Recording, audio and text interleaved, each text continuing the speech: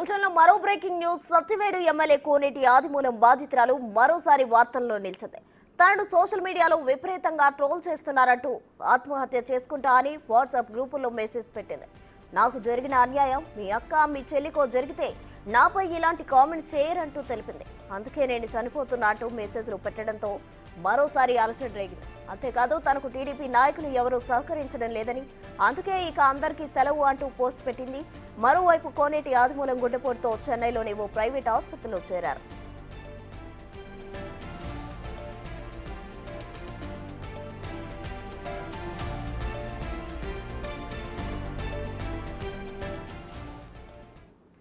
Satyavedu MLA కోనేటి ఆదిమూలం బాధితురాలు మరోసారి వార్తల్లో నిలిచారు. తనను సోషల్ మీడియాలో వేధిస్తున్నారు అంటూ ఆమె మెసేజ్ పెట్టి ఆత్మహత్య చేసుకుంటా అంటున్నారు. దీనికి సంబంధించి మరిన్ని వివరాలు మా ప్రతినిధి దామోదర్ అందిస్తారు. దామోదర్, ప్రస్తుత రాష్ట్ర వ్యాప్తంగా సంచలనం కలిగించిన ఆదిమూలం సెక్స్ వీడియోలకు సంబంధించి అందులో ఉన్న బాధితురాలు అయితే మొన్న సాయంత్రం తిరుపతి ఈస్ట్ పోలీస్ స్టేషన్ లో ఫిర్యాదు చేసింది. అయితే ఆ తర్వాత ఆమె నిన్న ఏదైతే పరీక్షలకు నిరాకరించినట్టు సమాచారం. అయితే మరోవైపు ఆమె నిన్న తన ఏదైతే సోషల్ మీడియాలో రాత్రి 12:30 సమయంలో ఒక మెసేజ్ పెట్టిన సమాచారం. ముఖ్యంగా టీడీపీ ఏదైతే ఇప్పుడు సత్యవేడు నియోజకవర్గానికి సంబంధించి మీడియా గ్రూపుల్లో తనకెవరూ సహకరించడం లేదు, ఈ పార్టీ నాయకులు ఎవరు సహకరించడం లేదు, మీ తల్లి చెల్లికి ఇలాంటివి జరిగితే మీరు ఊరుకుంటారా అంటూ తాను ఆత్మహత్య చేసుకుంటానంటూ ఒక మెసేజ్ పెట్టింది గ్రూప్ లో. అయితే దీనికి సంబంధించి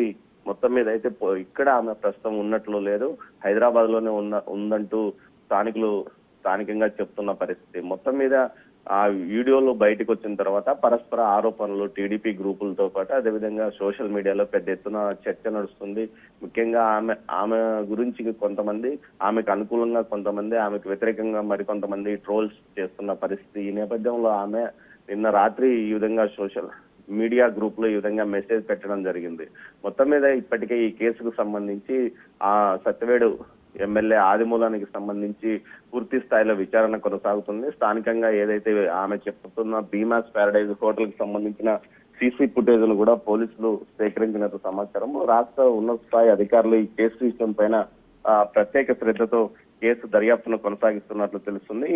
జూలై 6, 17వ తేదీల్లో నేను ఆ గదుల్లోకి వదిలానంటే ఆ సమయానికి సంబంధించిన సీసీ ఫుటేజ్ ను కూడా భీమాస్ ప్యారడైజ్ హోటల్లో తీసుకున్నారు. అదేవిధంగా 10వ తేదీన ఆగస్టు 10వ తేదీన అదే హోటల్ కు మళ్ళీ రావాలని ఎమ్మెల్యే బెదిరించడంతో తన భర్తను మొత్తం సీసీ కెమెరా ఏదైతే పెన్ కెమెరా తీసుకెళ్లి విజువల్స్ అన్ని రికార్డ్ చేశానని చెప్పిన నేపథ్యంలో ఆ పెన్ డ్రైవ్ సంబంధించిన ఒరిజినల్ పెన్ డ్రైవ్ ను కూడా పోలీసులు స్వాధీనం చేసుకున్నట్టు తెలుస్తుంది. మొత్తం మీద దీనికి సంబంధించి నిన్న ఉదయం ఆమెను తిరుపతిలోని ప్రసూతి ఆసుపత్రిలో చికిత్స కోసం ఏదైతే వైద్య పరీక్షలు చేయించుకోవాలంటూ కూడా పోలీసులు డాక్టర్లు కోరినప్పటికీ ఆమె నిరాకరించి వెళ్ళిపోయినట్లు చెప్తున్నారు. మొత్తం మీద ఈ కేసుకు సంబంధించి పోలీసులు దర్యాప్తుకు వేగంగా కొనసాగుతుంది. ఇప్పటికే సీసీ ఫుటేజ్ సేకరించినట్లు సమాచారం. మరోవైపు సోషల్ మీడియాలో ట్రోల్స్ రావడంతో ఆమె ఆవేదన చెంది ఈ విధంగా పోస్ట్ పెట్టినట్టు తెలుస్తుంది. మరోవైపు పెద్ద ఎత్తున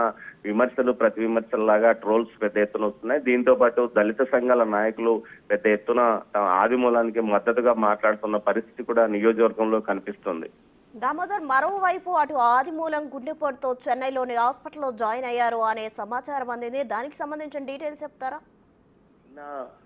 ఉదయం చెన్నైలోని అపోలో ఆసుపత్రిలో ఆదిమూలం జాయిన్ అయినట్లు సమాచారం. అంతకు మునుపు ఏదైతే ఈ వీడియోస్ బయటకు వచ్చిన ముందు రోజు రాత్రే అతను ఆసుపత్రిలో చేరాడు. ఆసుపత్రికి వెళ్లి చికిత్స చేయించుకున్నట్టు సమాచారం. ఆ తర్వాత కేవలం మన బిగ్ టీవీతో మాత్రమే ఈ విషయం గురించి మాట్లాడాడు. ఆ తర్వాత చెన్నై ఆసుపత్రికి వెళ్ళాడు. తర్వాత మరో సీనియర్ నాయకుడిని టీడీపీలో సీనియర్ నాయకుడిని కలిసి వచ్చిన తర్వాత మరోసారి వివాదం మరింతగా పెరగడంతో ఆసుపత్రికి వెళ్ళినట్లు సమాచారం. మొత్తం మీద ఇతనికి ఇప్పటికే అనారోగ్యంతో ఉన్నాడు. ముఖ్యంగా కరోనా సమయంలో తీవ్రంగా ఇబ్బంది పడ్డాడు. అదే సమయంలోనే హార్ట్ అటాక్ రావడంతో 3 స్టంట్లు ఇక్కడే వేశారు. ఆ తర్వాత ఇప్పుడు ఆరోగ్య పరిస్థితి కొంత ఇబ్బందికరంగా ఉందని ఆయన కుటుంబ సభ్యులు చెప్తున్నారు. ఆయన భార్య ఇప్పటికే లో బీపీతో బాధపడుతుంటే ఆమెను కూడా స్థానికంగా ఉన్న ఆసుపత్రిలో చేర్పించారు. మొత్తం మీద అయితే ప్రస్తుతం ఆయన ఆరోగ్య పరిస్థితి గురించి ఆరోగ్యం బాగాలేదని చెన్నై అపోలో ఆసుపత్రిలో చేరారు. మరోవైపు దీనికి సంబంధించి ఆయనకు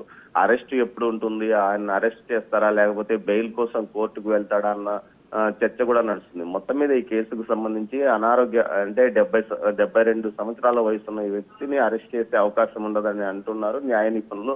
మరోవైపు దీనికి సంబంధించి బెయిల్ కోసం అతను ప్రయత్నిస్తున్నట్లు కూడా అతని లాయర్ల ద్వారా ప్రయత్నిస్తున్నట్లు తెలుస్తుంది. మొత్తం మీద ఈ కేసుకు సంబంధించి పూర్తి సమగ్రంగా ఆధారాలు లభ్యమైన తర్వాతనే దీనికి సంబంధించి తదుపరి చర్యలు ఉంటాయని ఉన్నతాధికారులు అంటున్నారు. మరోవైపు మొత్తం మీద వీడియో ఒరిజినలా కాదా అనేది దానికి సంబంధించి ఫోరెన్సిక్ ఇప్పటికే పంపించినట్లు తెలుస్తుంది. ఈ వివరాలు మొత్తం సాక్ష్యాధారాలన్నీ ఆ ఎమ్మెల్యేకి వ్యతిరేకంగా ఉంటే ఖచ్చితంగా ఆయన అదుపులోకి తీసుకుని విచారిస్తాం, లేకపోతే కోర్టు ఏ విధంగా చెప్తే ఆ విధంగా వెళ్తామని కూడా అధికారులు అంటున్న పరిస్థితి. మొత్తం మీద ప్రస్తుతం ఆయన చెన్నై అపోలో ఆసుపత్రిలోనే ఉన్నారు. Right Damodar, thank you.